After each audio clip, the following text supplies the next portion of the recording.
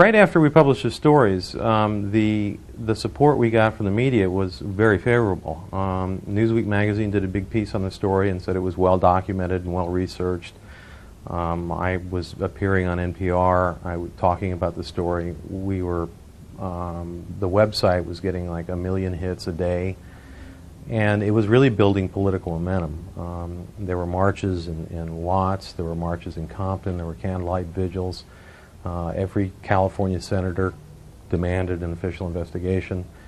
So the story itself was really building momentum. And then the Washington Post published a story about my story, which said, yeah, this is true, but it's no big deal.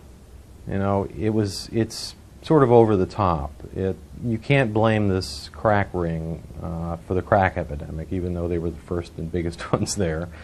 We don't really know how much money went to the Contras. Nobody was denying that money went. They were just quibbling about the amount. And this sort of became a distraction from what the story said, and it became sort of a media war between the Mercury News, which stood behind the story at that point, and the rest of the establishment media who wanted us to back away from it.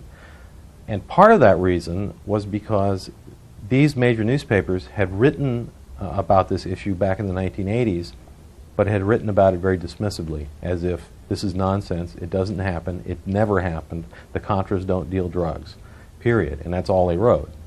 And then 10 years later, we came back with documentation showing that it was absolutely true and that it was worse than we ever imagined.